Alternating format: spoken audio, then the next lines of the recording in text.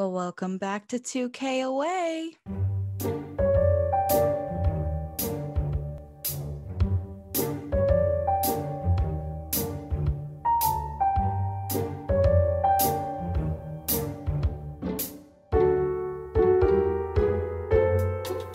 Well, welcome back to 2K Away. I am Payton, and unfortunately, Paige could not join me this week, so I have my very best friend Kim with me. Hello. Yes, and today we are going to be talking about the Winchester Mansion. So there's some things going on behind the scenes that my life is a tad hectic right now. So instead of me doing this episode, it's actually going to be Kim covering everything. And I'm just going to be like shooting in stuff like usual. So I'm going to go ahead and give it to Kim. So no pressure, because I've never done this before. So if it's fine. bad, you know who to complain to. Okay. All right. So, yeah, we're going to be talking about the Winchester house today. And literally, when you and Paige told me that you were first starting a podcast, I'm like, okay, so when can I come on and do a guest episode? Because I literally know exactly what I want to talk about, and it's this topic right here. Of course. So I know you've heard about the Winchester house. I don't know if any of you listening have. So it's in San Jose, California, which how close is that to you? It's more north of me. It's more towards San Francisco. Gotcha. I could have looked that up, but I didn't. So. It's all right. I get it. So this house, I really don't know of anything else like it. It's just this huge, amazing monstrosity that is. It's this giant mystery house that was under construction for almost 40 years straight. It's known for its size. A lot of people say like it's paranormal activity. Doesn't have any sort of master building plan, no blueprints, nothing like that. It's architecturally just really weird. It's got like doors and stairs that go nowhere. It's got windows looking into other rooms, as opposed to outside. Yeah. It's got skylights that are in the floor overlooking lower levels. And the best part, doors that just lead to straight drops down. So it's kind of like walking into a building that's had a major mental breakdown. Yeah. Essentially. It's the 2020 of houses. It really is. I think it's the best way to describe it. Yeah, so. That's perfect actually. So it was prepared. It was prepared for 2020 is what we're saying. It was. This is the house of social distancing. Mm-hmm. So this house was owned by this woman named Sarah Lockwood Pardee Winchester. Now, Pardee is her maiden name. I don't know if it's pronounced Pardee or like Party, so we're just gonna go with Pardee. Sounds good. Spelled Pardee. She was the widow of William Wirt Winchester, and so after his death, she was the heiress to over, I think, half of the Winchester Repeating Arms Fortune Company. So that was this huge gun manufacturer back then. So just they made like all the guns, literally essentially, every single gun, yeah, all of the guns. We're going to talk about one of their more popular models a little later on and some of the people who use them, because that's a pretty important part of the history of the house, actually. Mm-hmm. So this house was under construction from 1886 through 1922, so about 38 years. Some of the sources I found claimed that it was constantly under construction and it never stopped until Sarah's death. Other accounts said that she might dismiss workers for a couple of weeks or months at a time, but it was more of a pause and the projects never really stopped. There was always a new project going on, or always something that was being worked on, whether she had a ton of workers or just a smaller amount of maybe 10 to 13. So in either case, there was always a construction plan that was happening. So, exactly. Yeah. Differing accounts. But anyway, so just an overview of this house. It is 24,000 square feet, as opposed to like the 1,000 that my house is. Right. It's got 10,000 windows, 2,000 doors, not all of which go places, by the way. Mm-hmm. It's got 160 rooms, 40 of those are bedrooms, 52 skylights, and not all of those skylights actually look out over the sky, you know. To the sky, yeah. It's like, oh, there's a skylight and then there's a ceiling. It's got 47 stairways and fireplaces. It's got 17 chimneys, but there's evidence of 2 additional chimneys that they can't really locate. Just, you know, parts of the house being overbuilt for so many years. Can you imagine Santa trying to get in one of those chimneys and he just gets locked in? Fuck Santa. Sorry, kids. Santa got stuck in the Winchester house. There's no Christmas this year. Yeah, could you imagine? I think Santa would actually get lost I in think the it house. would. Yeah. Also, I think 1 chimney is excessive, but 17. It's also got 13 bathrooms, 6 kitchens, 2 basement levels, 3 elevators, which for the late 1800s, early 1900s, that's like creme de la creme. You were Yeah. fancy as hell if you had even 1 elevator in your house, let alone 3. Exactly. But the thing that fascinates me about this is the multiple basements. Yes. You did just say it. Yeah. Yeah. I have no idea what that looks like or how you go about doing that. It's insane. They got done with the first basement and she's like, it's not good enough. Keep Another. digging. Right. Like, whew. Now, the part that blows my mind is that when this house was officially done with construction in around 1923, the total price tag was $5 million. Well, And you that's know, in 1923. yeah, but you know, Sarah Winchester, I think after everything was said and done when her husband passed away, she was worth, I think, over $1 billion. She was worth about $540 million by today's standards. So, yeah, I mean, Okay. she was worth an insane amount of money. So the cost of that house today is around $71 million. That's insane. It's amazing to think that a house like that is actually worth that. Mm-hmm. I mean, it's gorgeous and it's Oh, such it so absolutely- unique, but it's like we have stairs that go to the ceiling that we can't actually travel on. And they better be real mahogany.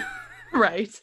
I mean, you would think with how big this house is and how long it was under construction, she would have been like, do we really need more marble countertops? Let's just do granite. But no, like the materials that were used in this house are just insane. And I'll talk a little bit more about that. I'll talk more about that later. So I'll do a little bit of the history and the timeline for just Sarah and her backstory, because she was a really fascinating woman in her own right, even before like she started building this house. So her husband, William Winchester, he was born in 1837 in Baltimore, Maryland. There you go. He was the words are hard. It's okay. It's as soon as you get the mic in front of you and you know what you're saying, but it doesn't come to your mouth quite the same way that you plan it to. No, of Trust course me. This is a thing. This is Yeah. why me and Paige chuckle. It's like you got the webcam, you got the mic, you get nervous. You do. It's all good.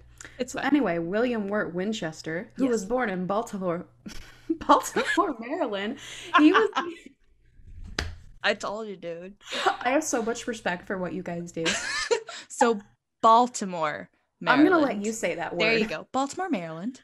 He was the only son of Oliver Winchester, who was, the original owner of the Winchester Repeating Arms Company. So William was worth a ton of money being the only son of this guy.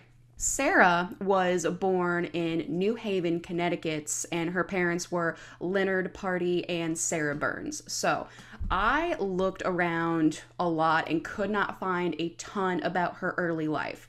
The majority of the sources I looked at were like, she was born, she and William got married. I'm like, there's some gappage in between there. So Yeah. what I was able to find, she grew up in a well-respected upper middle class family. Her father ran a pretty progressive household for the time. It was debated about what he did, I think, because I found accounts that he helped put together ambulances for the Civil War effort, that he ran a bathhouse, that he was a carpenter at one point. Those are But very different yes, things. those are all very different professions. Goodness. Um, Regardless of what he did, he provided really successfully for the family, for them to be upper middle class and well respected. So her father kind of debated about what he did, but he ran a pretty progressive household for the time, and it was said that he often met with abolitionists and free thinkers of the day, like Freemasons and things like that. Mhm. So Sarah really picked up on a lot of that, a lot of that atmosphere in the house growing up, and she was a really great student. It was said she was very bright and very intelligent. So she learned 4 different languages. She excelled at musical composition and was a great musician herself. And she was really proficient in math, science, and things like philosophy. So she was just a really intelligent, well rounded young woman. And they said that standing at 4, 10, and 95 pounds, she was said to be a great beauty. And she was nicknamed the Belle of New Haven. So. Oh my God. Yeah. So jump into 1862. Sarah marries William Winchester. Couple years later, 1866, their only child, Annie Party Winchester, is born. This is like the first sort of real brush with tragedy that they have. They didn't go on to have any other children after Annie and couldn't really find any resources why. But she ended up dying 5.5 weeks after being born. She had a disease called marasmus, which is basically just the wasting away of the body. You essentially starve to death because you can't process nutrition or absorb calories, really. So, Oh.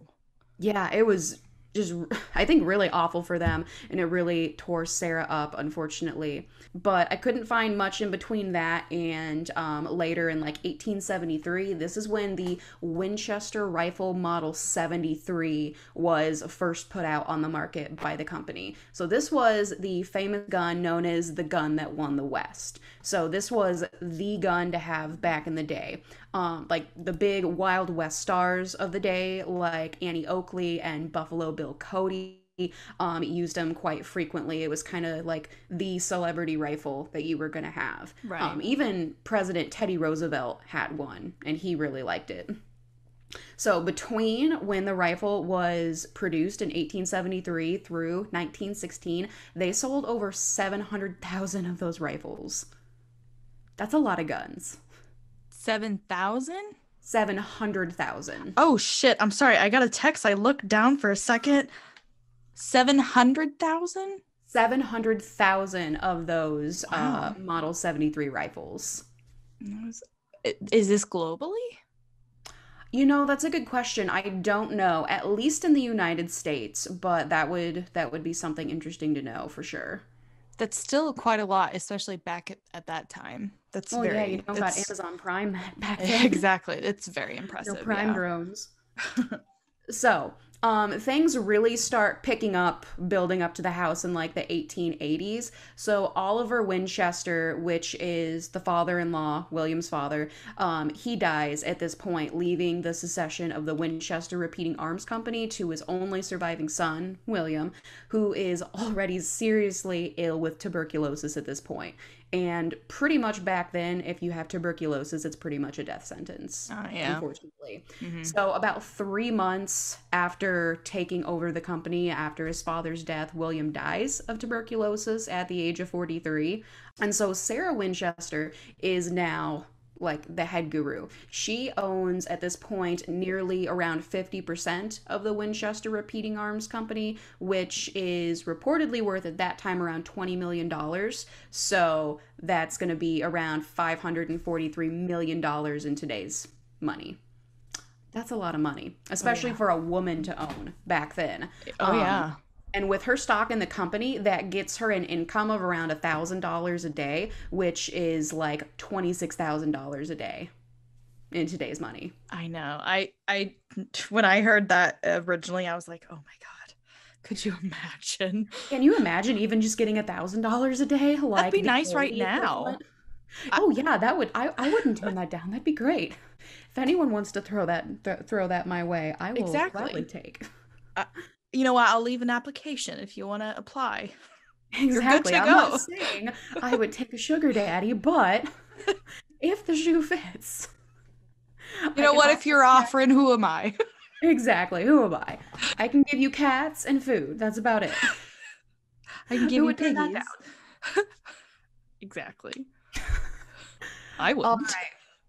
So, after William's death, a couple of years later, 1885, Sarah decides to move out to California. Now, there's conflicting sources on why exactly she moved out to California. Some people think that she just wanted to start over. Some people think that she wanted to be closer to family that was out there.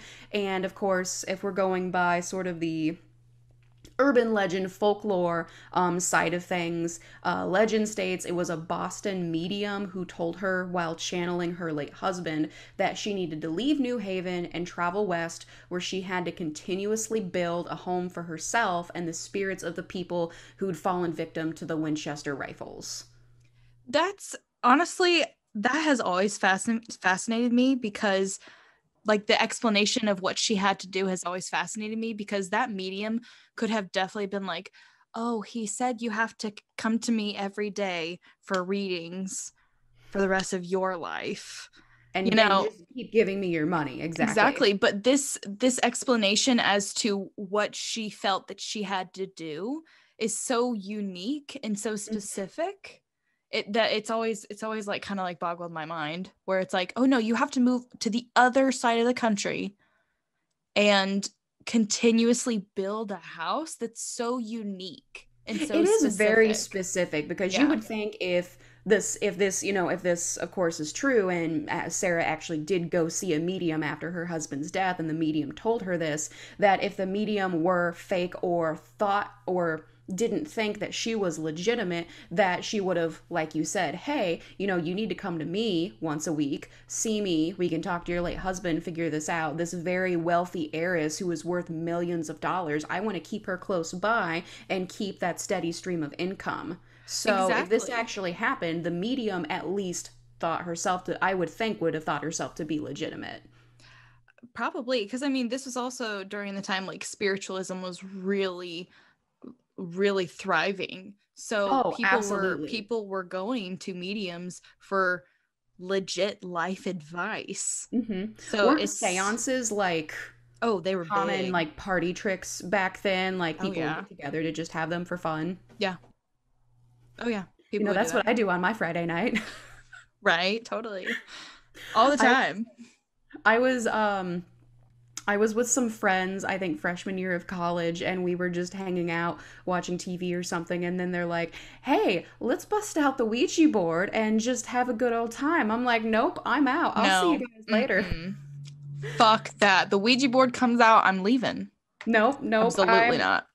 Do I think it's legitimate? I don't know. Do I want to take the chance? Hell no. No. Fuck no. No, it is better to be safe than sorry in that instance. Exactly. That's like if someone offers you meth and is like, "Hey, this will make you fly."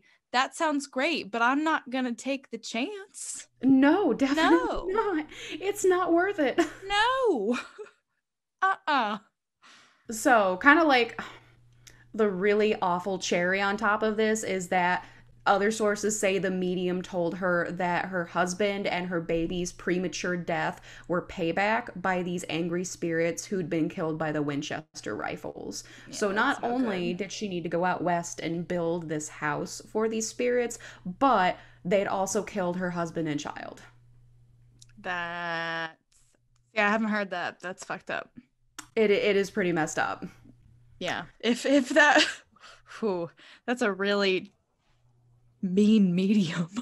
I know, right? Like Like this this is this is what they're telling me. Like, wow. That's I know, so poor Sarah. harsh. I know. I'm so sorry, Sarah. I'm sure she appreciates the sentiment. Right? Yeah. All right, so Sarah gets to California the following year in 1886, and she purchases what starts off as a two-story farmhouse near San Jose, California, that will soon grow into the Winchester Mystery House. So she starts remodeling. This originally started as an eight-bedroom house, by the way, which for one person, two-story, It's eight-bedroom farmhouse, I mean, that's a pretty decent size. yeah. Do you know what it looked like prior to construction? There aren't many pictures, but I do have one picture Okay. that I can show you later of the front of the house. Okay. But there really weren't a ton of other pictures No. prior to construction, unfortunately. Well. Yeah. So, a couple years later, like this is, kind of after construction started, Hmm. Sarah's favorite niece moved in, Marion Merriman. Marion Merriman. Marion Merriman, Oh, say that that's a five times fast. mouthful. No, That how poor fuck child. up. So probably I that's why she went know. by Daisy instead. Okay, that makes way more sense. I would do the same. Yeah. So Daisy Merriman. Anyway, so Hmm. I'll just refer to her as Daisy from here on Hmm. out because that's just going to be easier. She ends up moving out though 15 years later and leaves the Winchester house. And keep in mind, during all of this time, construction is going on. And then I'll talk a little bit more about some of the uniqueness of the house after we kind of get through some of the history. So, um, after Daisy ends up leaving the Winchester house, a couple years later in 1906, there was the Great San Francisco earthquake. So that pretty much messed everything up. So the mansion originally was 7 stories tall, if you include the 7-story tower that was attached, which I really couldn't find any pictures of it fully complete with this 7-story tower. But after this earthquake, that and pretty much most of the fourth floor were just completely decimated.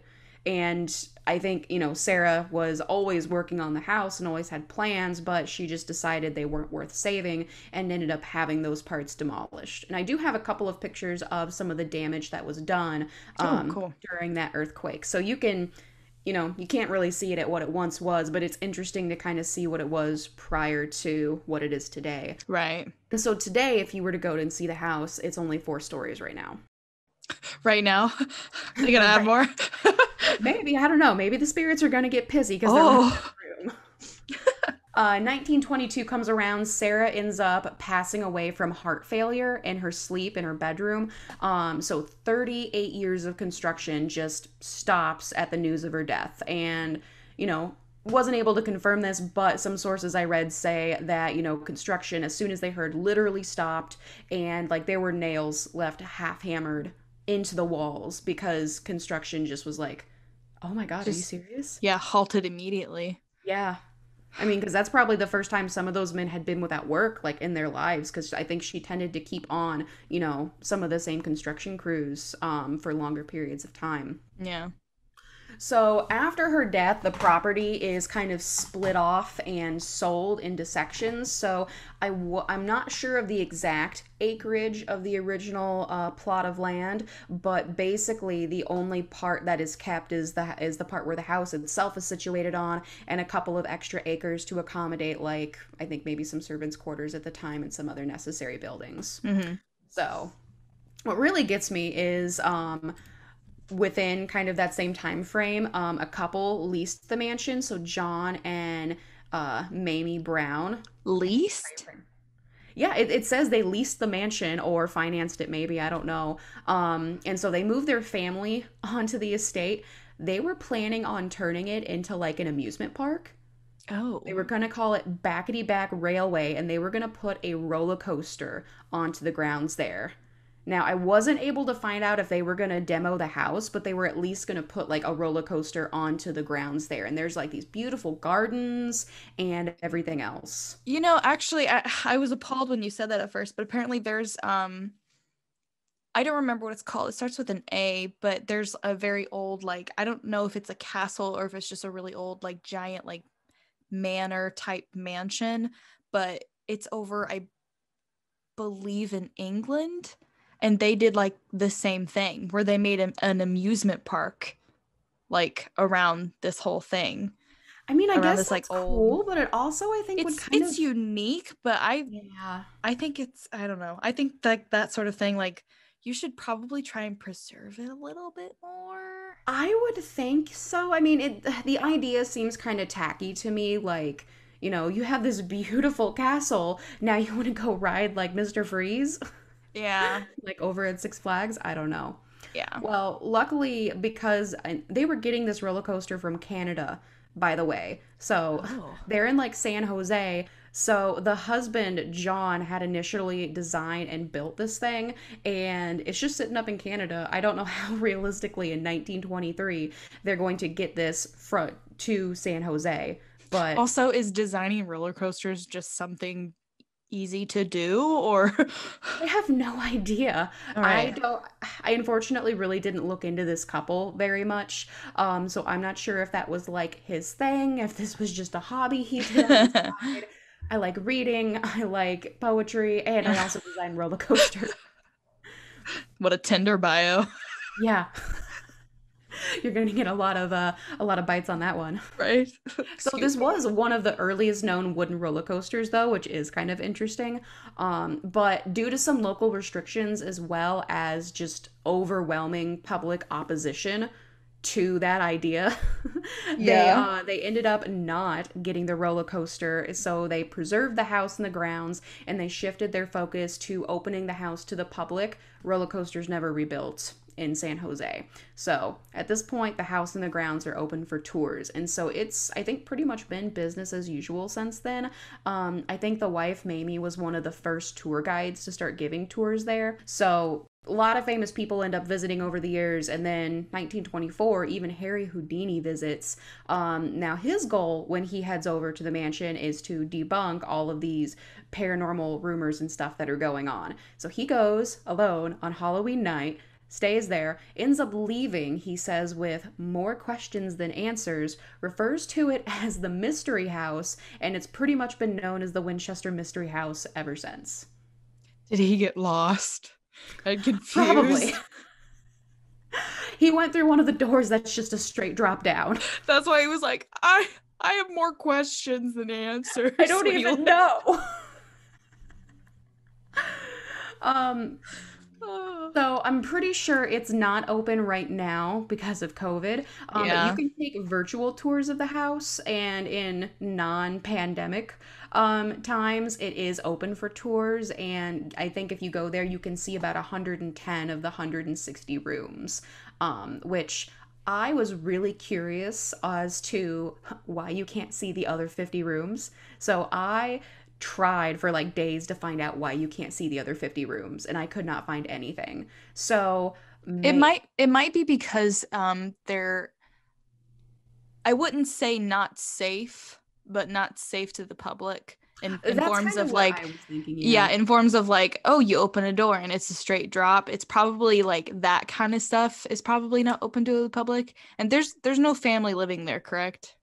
No, Like I any don't think owners? currently it's Okay. just open for tours. Okay. It's actually a designated historical site now, which I'll talk about a little later. But Yeah. yeah, so I'm thinking either like maybe historical preservation. It's just not generally safe for the public, or some rooms. I don't think some parts of the house were never quite finished because construction did stop when Sarah died, so that Oh, could be a I'm possibility sure some of as that's well. too. Maybe like there's like some insulation exposed. Who knows Yeah, if they had insulation in it, you know.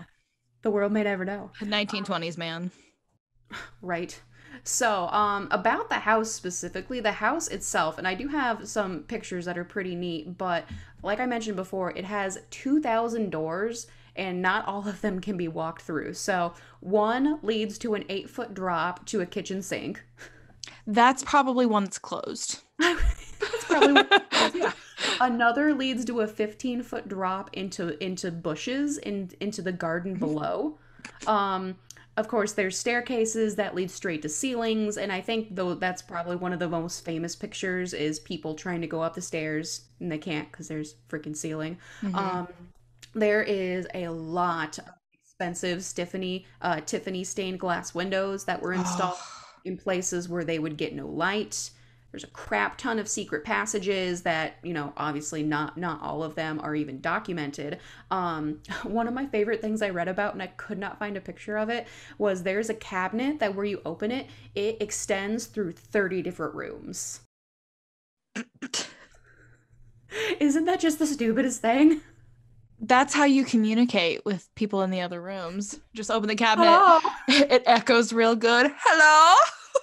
Can you slide me the Fruit Loops? Did you do the laundry today?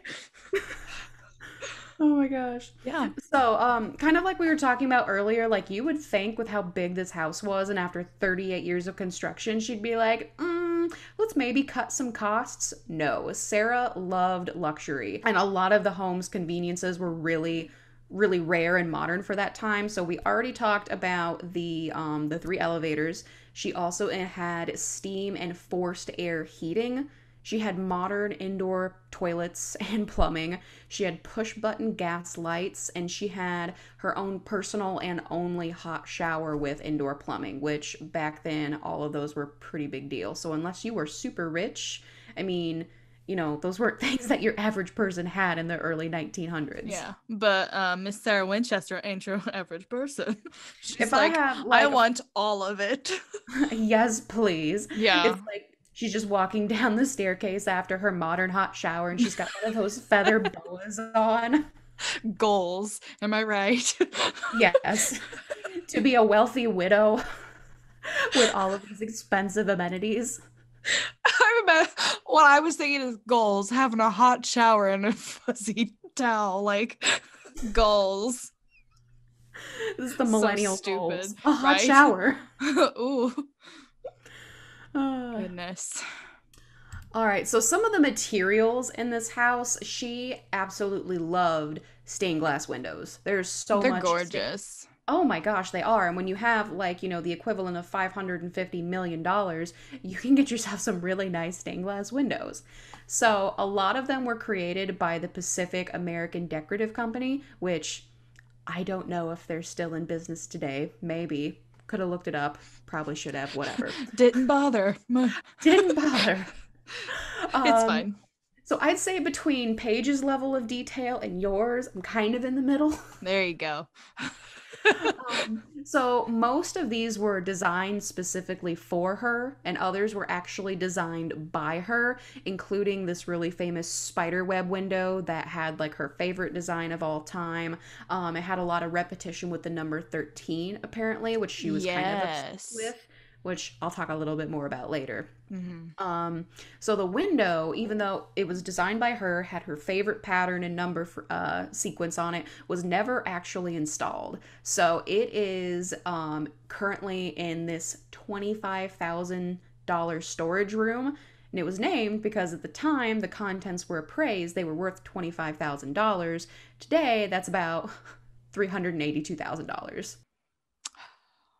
It's like, oh, well, here's the kitchen. Here's our storage closet. It's got like almost $400,000 worth of crap in it. Yeah, no big deal. This is my storage.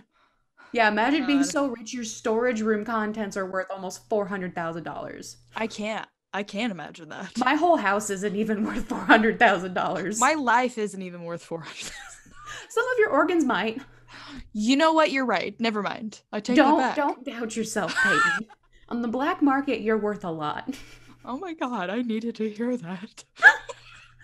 The motivational talk of the day. Right? So it's a designated California historical landmark, and it is on the National Register of Historic Places. So if I were anywhere near California, I would love to go and check this out. And if you listeners ever have a chance to, definitely do it, because I would be insanely jealous. So there you go. I've always wanted to, but then, COVID, exactly. Yeah. So, more specifically about the hauntings. So, since its construction in 1886, the property and mansion were, of course, claimed by many to be haunted by the ghost of those killed by the Winchester rifles. And even on the tours nowadays, there are a lot of people who still claim to see things around the house. A worker with a wheelbarrow and white overalls is said to be a really common occurrence somewhere in the gardens, I believe. And they even, I was looking on their website, going just through the frequently asked questions. And I guess this question was so common that they had to address it in their frequently asked questions, where they said, no, we will not take a look at any videos or pictures you have that you think you have of ghosts. But please post them on Facebook and tag us in it. My goodness. I know. But on the tour, a really popular spot to kind of see and experience things is said to be the corridors on the third floor. Tour guides, present and previous, have claimed to hear footsteps and disembodied voices whisper their names. But Sarah never mentioned anything about ghosts, though, so I don't think she was a proponent of the fact that it was haunted or, by anyone, be it those killed by the Winchester rifles or anyone else. So, now, this is something I tried to get a little more clarification on, and I only found one or two sources that kind of mentioned it, but I know there was only one hot shower in the place, but it was said that there was only one working toilet, and it's been said that, quote, all other restrooms were decoys to confuse spirits, and that this is also, quote, the reason why Sarah slept in a different room each night. Yes. That's another thing that she would do, because it's supposed to be like, oh, to confuse all the spirits, so they would never find her. Yeah. That's why I don't know if you saw this in your research. She never actually had blueprints for the house, and the construction plans would change from day to day. Like, she would be like, oh yeah, oh, that sounds good, but actually I want you to start this other thing too. Like, it was never like anything on paper. Like, it was quite frankly like just a mess of construction and ideas. Absolutely. So, I mean, I don't think anyone today ever really knows the full extent or the layout of the house. I'm not sure if there have been attempts to map it. But yeah, there's no blueprints. There's no architecture that's written down everywhere. She literally was just flying by the seat of her pants. And that's one of the prevalent theories, is that she was doing it to confuse these ghosts. So imagine being so rich, you can just keep building onto your house to avoid people. Right. I know. It's insane. Right. So, also goals. Also goals, right? I'm just building rooms to avoid people. So to avoid people. Honestly, I'm not even ashamed, because if I could do that, I would. Right? Take me and my cats to a different room every night. I know. It'd be so funny. Oh my gosh. Well, she had, what was it, 40, 50 bedrooms? Around 40 bedrooms, 160 rooms altogether, but only 40 of those were bedrooms. Yeah. So she had plenty of choices. Yeah, so she could pretty much almost sleep in a different room every week and almost be able to get through the whole year. Almost. Yeah. That's insane. Nuts to think about. She probably would have eventually had more. I would think, if she hadn't passed when she did, she probably would have kept building on. It would be interesting to see. I mean, because I think there were, like construction projects that were still ongoing. So I wonder what those would have turned out to be. So going along with kind of the, spookiness, and like we talked about earlier, she had a predisposition with the number 13, which I think is another reason why people were, keen on the idea of this place being supernatural and paranormal. So 13 paned windows and 13 paneled ceilings were really common throughout the property, as well as 13 step stairways. Even her will had 13 parts. She signed it 13 times, and the best part is the house's 13th bathroom has 13 windows. I know, it's insane to think about. She was a little obsessed with the number 13. Just a little bit, which is interesting, I suppose. Right. Maybe it's her lucky number. 13 windows in the 13th bathroom seems a little bit like overkill, but hey, I didn't have $550 million. That's I'm true. not going to judge her. I think having 13 clauses in your will and having to sign it 13 times is excessive. I think that's where the excess comes for me. Well, I mean, she probably has so many assets that, hell, it might take her that much time to go through all of her shit. Well, my thing is, I'm surprised it's not bigger. I guess that's a good point. My will is just gonna be like one page. Everything goes to my cats. Easy peasy. There's a couple of instances where the house can be seen in pop culture. That's pretty much like the history of the house. I'm going to go into theories about what the hell was actually happening with it. Mhm. But in pop culture, it's pretty interesting. So you've been to Disney World, right? Nope. You suck. I know, and I'm really well. Here's the thing: COVID, and apparently, I just didn't have a good child. You know what? Me and my sister, neither of us have been to Disney World or Land, so maybe we just had a bad childhood. Obviously, it was terrible, and you're extremely uncultured. I know. Well, the one time I've been to Florida, my parents gave us a choice: SeaWorld or Disneyland. We chose SeaWorld. What the hell's wrong with you? Worth every second. Oh my god. It was cool as hell. SeaWorld or Disneyland? SeaWorld. Okay, we're going to talk about this later off screen because I want to keep it civil for the camera. Yay. I get it. I know there's probably other people that are screaming at me. I don't care. Exactly. For all of the rest of you who aren't losers, at Disney World, I don't think they have it anymore. I think it's been turned into something else, but the Haunted Mansion ride that they had was inspired by the Winchester house. So I went when I was in 6th grade over Christmas break, and it was like the coolest thing ever. Like it goes through like this ballroom, and like these holographic ghosts are like dancing, and my sister got scared, and it was fantastic. So money well spent. It also inspired a movie titled Winchester. It had Helen Mirren starring as Sarah. It was directed by Michael and Peter Spierig. What I think is really cool, they actually shot partially on site. So they shut down the house for tours for 72 hours. They did exterior shots. They did some aerials that were used in the movies. And then they did a few takes on some of the interior rooms. They didn't really film extensively throughout the rest of the house, probably for liability reasons, I'm sure.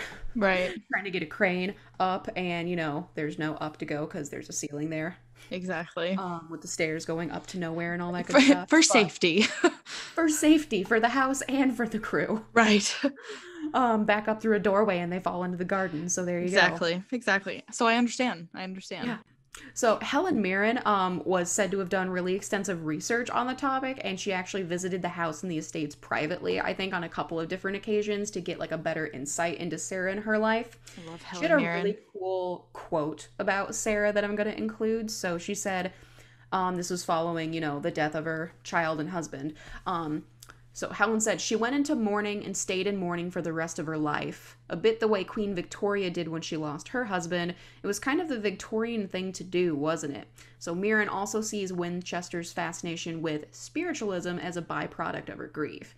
She says, when you lose someone, the losses can be so unbearable, so difficult, that the only way you can deal with your grief is by feeling that they're still with you in some way or another. Right. So I think that was a really good way to put it, because like as you kind of pointed out, like the spiritualism was a really big part of like the Victorian era. Like even Queen Victoria sort of went into mourning and became really reclusive after the death of her husband. For I think she like wore black for pretty much the rest of her life after that. Yeah. Mm-hmm.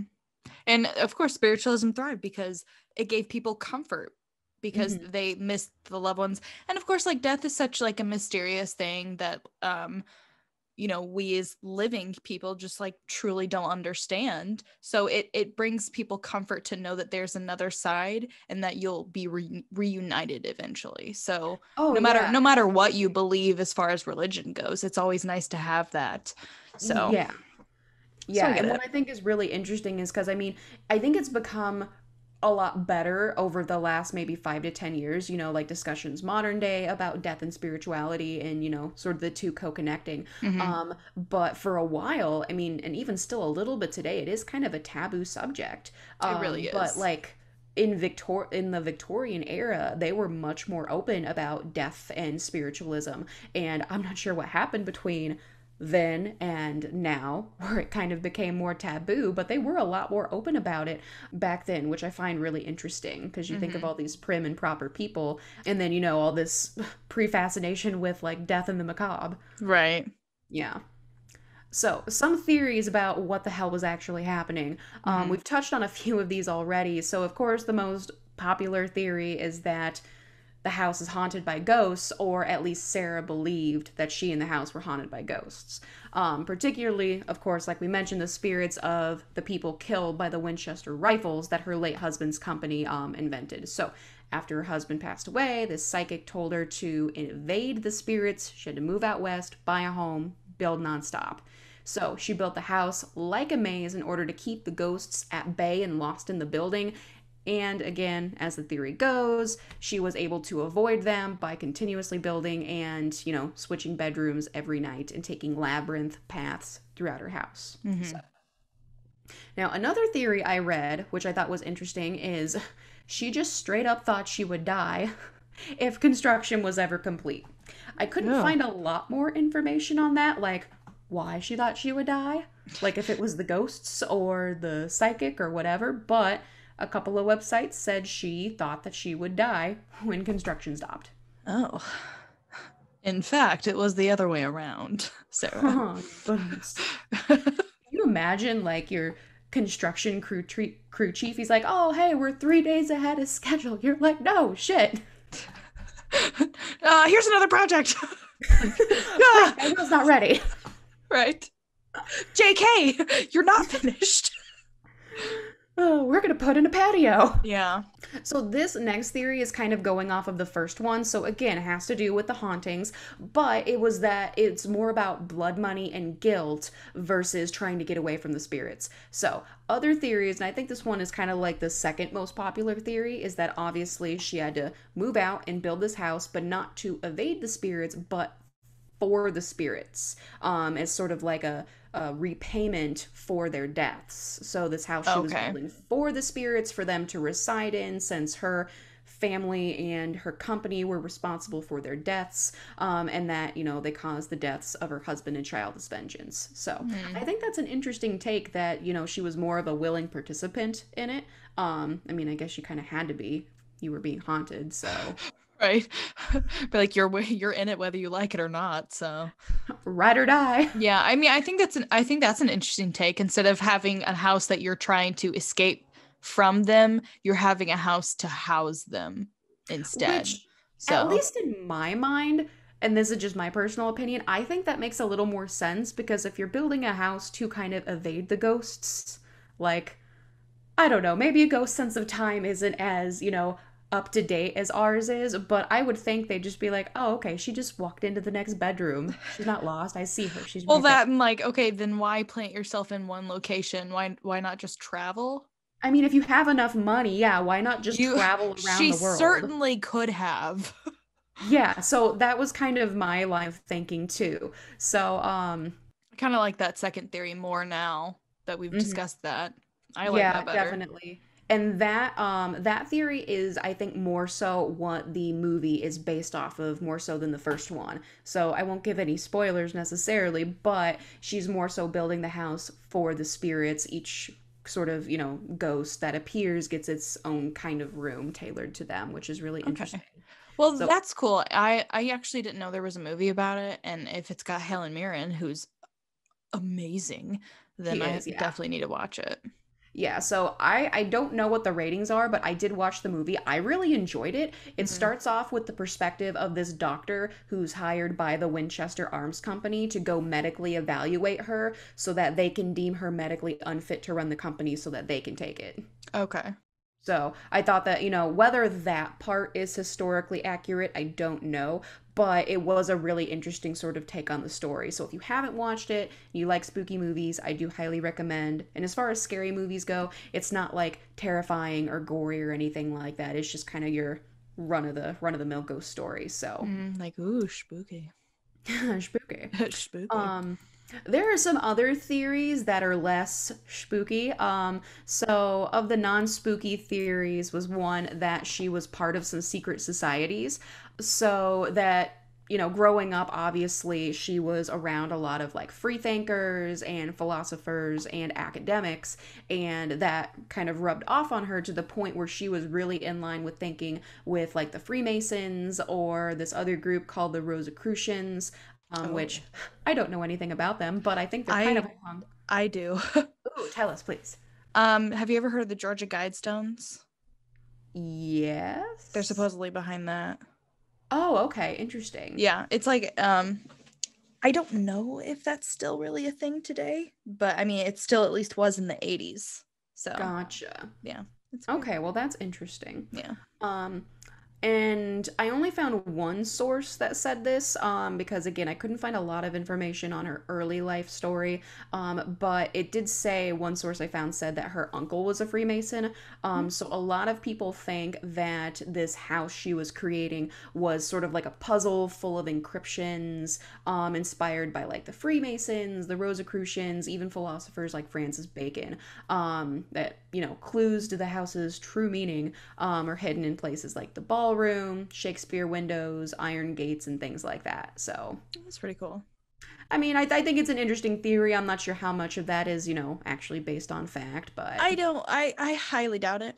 Um because women I think still women aren't allowed to be Freemasons.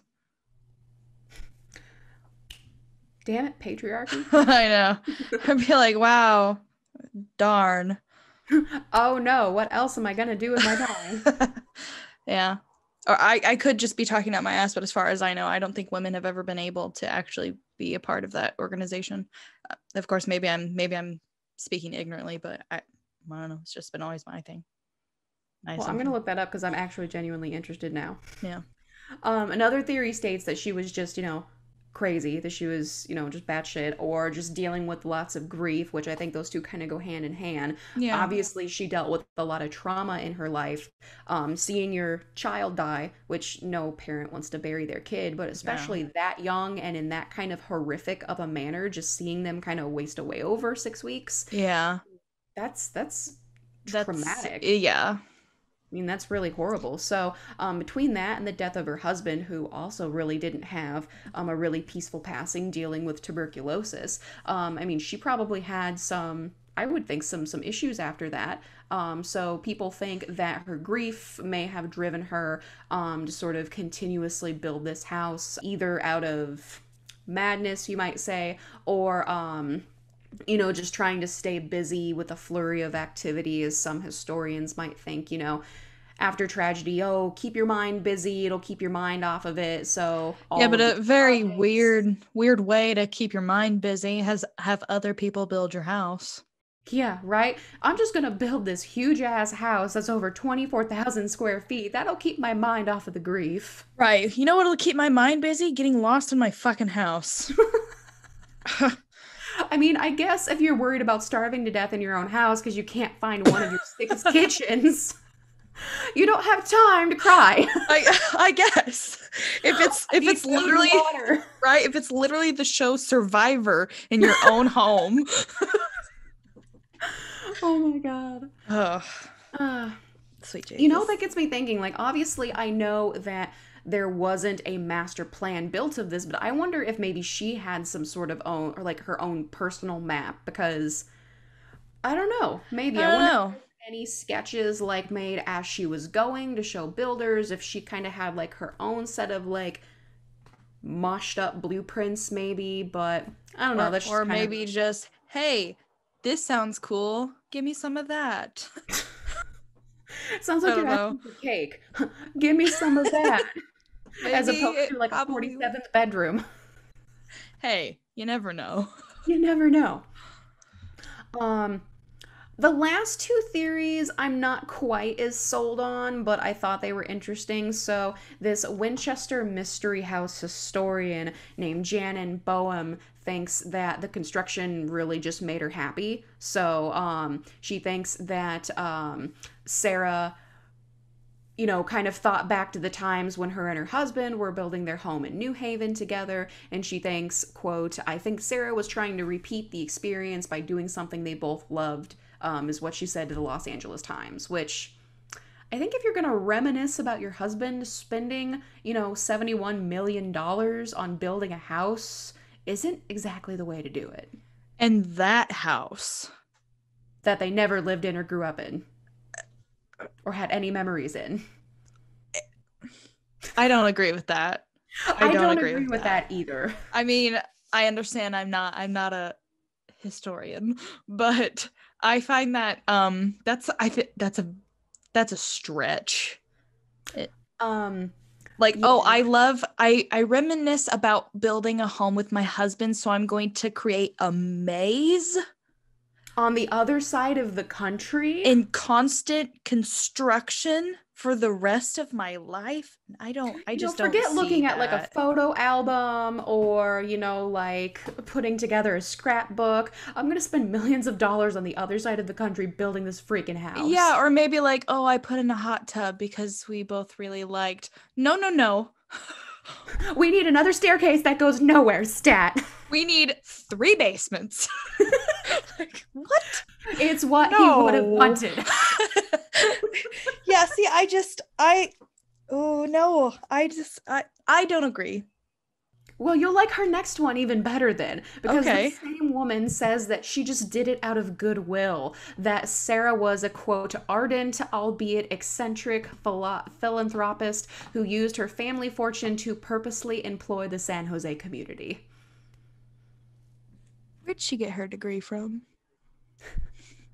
I don't know. But yeah, I mean, you would think that if you're going to try and be a presence in the community and create jobs, creating a mega mansion with 160 rooms wouldn't be the way to do it. No. Maybe start up like, some scholarships or a soup kitchen or a business. Yeah, so you think that no. Even if that wasn't her goal, she did kind of do it in a roundabout way. She did employ a lot of the San Jose community. I mean, She was yeah, said to have like even built houses for the like some of the long-term construction workers and their families, but I don't think that was Sarah's goal when she set out to build this house. I think that was just a happy little byproduct. yeah, it wasn't like I'm gonna give back to my community by building me a big house. I don't think I'm gonna so. make this community outreach about me. We're gonna get jobs. I'm gonna get a bomb ass mega mansion with 3 elevators and like 7 basements. In a hot shower. Yes. I don't And think so. no. No. That yeah, I see those last two theories. I wanted to include them just to be thorough, but it's like no, I don't think so, sweetie. So that's pretty much what I have for the Winchester house. I do have some pictures that I'd like to show. Not a Yes. ton, because I think most of these pictures I ended up, just seeing a lot of repeats, but I do have some pretty interesting ones. So anyway, let me share my screen here and I'll get into presentation mode. All right, so these are Sarah and then her husband, William Winchester. So there aren't a ton of pictures of Sarah from this time. This was one of the main ones that I found. The only other real one I could find is a very grainy photo of her when she's older in a carriage. So that is Okay. one of the more common ones that pops up if you go to Google her. But obviously, she's younger in this picture. I wasn't able to find exactly what her age would have been, though. I'd say Mm. maybe late teens, early 20s, early 30s. Yeah, that could be. Yeah. And then William her looks husband, really tired. yeah, he does. He just looks really tired, and he's got these serious mutton chops going on. I know. Wow, Yeah, they're impressive. that's a lot to contend with. Do you know how old he might have been in that picture? I do not actually. I really couldn't find a ton of information on that. He's definitely a young man in this. I would say probably somewhere in his 20s. Okay. So, Because poor William looks a little tired. poor guy. Um, but this is the original house. So this is like one of the only pictures that exists of the original house. So it started off as a 2-story farmhouse with about 8 rooms. So, Which is still impressive. oh yeah, it's still an impressive sized house. Mm-hmm. And definitely more than enough room for, a widow and maybe a handful of servants. Oh yeah. So you can see her, she's in the carriage, and then this is the front of the original house. You can see some maybe scaffolding or some stuff off to the side, but there really were no side shots or interior shots. So I'm not sure how much of the original house, if you were to go on tour today, I don't know how much of that is actually going to be original to this part of the house here. If this Mm. is like now the front of the house, or if she built around it per se, I'm Or not quite sure. even tore it down. Who Yeah, knows? exactly. Yeah. Because I'm sure a lot of that, building something and then, oh, now we're gonna, tear this part down and we're gonna build something else. So I'm sure a lot of things were Yeah. remodeled in there more Yeah. than once during construction. So, Oh yeah, for sure. all right, so this is the front of the house today. It's so So pretty. it's absolutely gorgeous. I mean, you really can't see, I mean, just from this picture, it looks like a very nice house, but it doesn't look very, inordinately strange or anything, has No. really immaculate gardens and grounds that are really well kept. And yeah, it's beautiful. Mm-hmm. This is an aerial shot of the house. Damn. Yeah, so this place is huge. It's like a I was gonna say castle, but no. It's a thing all on its own. It is, yeah. I mean, it doesn't really have any shape to govern it. It's just literally like this monstrosity. And I feel bad because I can't think of a better word than monstrosity because it is Yeah. beautiful, but I mean, that's like the only word that comes to It really mind. is. Is that like a gazebo for those trees out front? Um, Like the like over trees? here. No, right behind the palm tree. Oh, here? Yeah.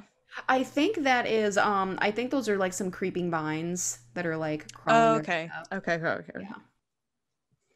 'Cause I was Yeah, like, so "Hmm." I'm not sure where among this the original house would be. If I had to take a guess, I would say the original house might be in the middle and she built outward from it. But again, that may just be blowing smoke up my ass. So I don't know. I didn't realize how close it would be to a freeway. I Yeah. just saw that. Oh, okay. Oh, yeah, that is kind of unfortunate.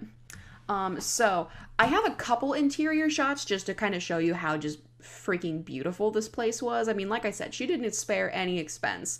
Everything was very, just very elaborate, very gorgeous, very luxurious. So this is, there's two ballrooms in the house. One of them is unfinished. This is the one that is finished. Like you got the parquet floor, you got the organ built into the side, just beautiful. Can you imagine just like going to a party there? Be a sick ass party. Right? When I Oh was in goodness. college, our music theory professor, him and his wife had this huge ass Catholic church that they had bought and renovated into a house, and they turned the Oh, sanctuary into basically a ballroom, and they had masquerade balls there every year at Halloween. that's amazing. And I know, I right? That I'm I sorry, that is goals. I have like envious hate for that. I think that's a great way to put it, yeah. Yeah. So this is Sarah's bedroom, and I believe this is where she died of heart failure. So, What one thing, a fucking headboard. right? Just imagine like some little crack appearing in that, and that just crashes down That's on it. you in the middle of the That's night. exactly what I was thinking. I'm like, I'm sure that is like oak, let's face it, which is incredibly heavy. Imagine if that broke for some reason, or you had another massive earthquake and that just came down and just shattered your face. You dead. My goodness. Now, one thing I am curious about, and I didn't think about this till just now, I guess it kind of depends on if that story about her changing rooms every night is true, but I think this was considered like her main bedroom. So Okay. I'm guessing even if she did maybe switch rooms on a regular basis, this would be her main one that she would come back to, Mm. maybe. Like But this one again, where I keep my stuff. I got all my side rooms.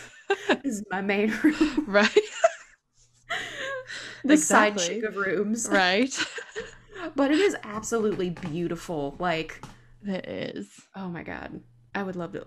What I wouldn't do to live there. Right? So, this was a room that was just a little ways down the hallway from her main room. So, rumors say this is where she performed seances. There's only one way into this room, but there's three ways out of the room. So, if once you go in the room, obviously the door you just came through is the way out, but there's two extra doors in there. If you go through one, you'll fall into the kitchen sink on the first floor, and if Huh. you use the second door, you'll find yourself in a closet of an adjacent room. Oh. So, yeah, that was pretty par for the course with this house. Like, of those 2,000 doors, there were several that were just unusable. How could you have guests? You know? Like, You invite hey, people over that you don't like. well, yeah, I mean, like, well, I invited Steve and I haven't seen him for 3 days. Yeah, He was over here, but I think my nephew was here, but that was a couple of weeks ago and I haven't seen him since. yeah, like, could you imagine? I would so get lost. You know what I can't imagine is getting drunk in this house. No, no, this should be You're going, liquor free. oh my God, it is a dry house. It should be. You're trying to find your way to your bedroom and you go out that door that's just a 15-foot drop to like the kitchen sink below. Yeah. That. You're dead. Oh yeah, for sure. Talk about fucking your day up. Right? That'd be the worst So, day. yeah. So here are some of the various staircases in the house, complete with a window on the left into another room. This staircase on the left goes up, but you can also keep going to the lovely ceiling and pipes above you. And then kind of the same thing for the stairs on the right. It just stops right there. So These are my crying stairs. These my are where I go. crying stairs. My crying stairs. No, those are the stairs where you have like some unwanted solicitors who come to your door trying to sell something. It's like, "Oh, come in. Yeah. Just go up the stairs to the right and I'll meet you in the drawing room." And they just get lost and they're gone. Oh my god. You find them 3 weeks later. Yeah. Jeez. No thanks. Oh yeah. So this is, one of the more popular images, and I think one of the more popular photo shoots that people tend to do when they go on these tours is, the top of the stairs at the ceiling. At the ceiling, yeah. So I think this is one of the places you can see on tour. It's a door that I'm not sure if this little landing is a part where they were going to continue constructing, or if they're just, it's fine, open air, whatever. But yeah, you just got a door that leads out to some open slates, and then it looks like another little area down below. So Yeah. now this is the this is the door that's like a 15-foot drop down into a bush in the garden. And there's literally a sign that says "Door to Nowhere." I'm In case you're assuming trying to get in. I'm assuming that was put on after she passed away, once it became a museum. Yes, because I'm sure someone somewhere tried to go through that door. Now, I would be curious to know if that same sign was on the inside of the door. To warn people, It doesn't hey, seem like it would do a whole lot of good on the outside when it's 15 no, feet up in the air. no, no, I don't think so. No. But just in case, let's put it on the outside. Right, yeah. All right, so this is one of the 13 kitchens. You can see all of these ample windows that go into other rooms, and you have a door up here that again is just a straight drop down to the kitchen sink. Because why not? All that natural light, of course. That's crazy. Now, this is after the earthquake, so you can see some of the damage. I think this is either the 4th floor or part of the 7th-story tower. So these are the only parts that I think were photographed of those sections, which unfortunately now are demolished. So there's really not a lot of photographs or, other documentation of those areas other than kind of this picture, I think. So Yeah. yeah. I think that's it for my pictures.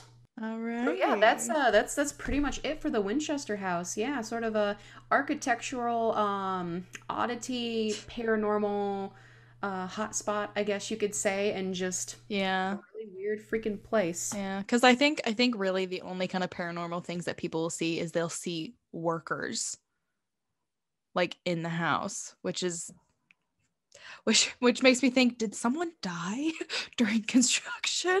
Well, it wouldn't surprise me. Statistically, over almost 40 years, you're not going to have at least some sort of on-the-job site. I'm not sure OSHA existed back then, Oh, so. it certainly didn't. Yeah, so probably no like regulations or, decent safety standards. Probably So, not. yeah, I mean, because I really No. didn't read any accounts of like, seeing victims of the Winchester rifles and, those sorts of ghosts. But yeah, I think the most common occurrence that I did see is seeing somewhere either on the grounds or in the house a worker in like white overalls and a wheelbarrow. So I know. So maybe she didn't have ghosts, she created them. maybe that was her goal all along. All along. It was her Alternate plan. theory. She That's was the world's worst serial killer. I'm gonna kill them off slowly over 40 years after I've worked them to death. my goodness. That would be terrible. Yeah, but if I seriously ever get the chance to go out to California, which I still might next year, depending on that band trip, I'm not sure if that's gonna work out or not. But if I ever do, I would love to go and visit this place. Oh There's a yeah. couple of documentaries and like people who have videotaped tours online that I'd like to get a chance to look at, but I didn't have time before our little podcast episode, so. That's all right. More time to do it now. Exactly. Alrighty. Well, thank you everybody for joining us for this week's episode on the Winchester Mansion. And thank you, Kim, for not only joining, but doing all the research. No Because problem. I did none. So sorry I don't have your and Paige's eloquence, so to speak, but it was a lot of fun to be on. And if you ever need a fill-in again, please let me know. Oh, absolutely. I'm sure you will be back. you know. Alrighty. So if you would like to keep in contact with us, you can follow us on Facebook at 2KWay Podcast. We have an Instagram, it's 2KWay Podcast. We have a YouTube channel, it is 2KWay Podcast. And you can contact us. We do have a Gmail. It is 2kwaypodcast@gmail.com. And every time you type the word 2K, it is the number 2. So thank you everybody for joining us, and we'll see you all next time. Bye-bye. Bye.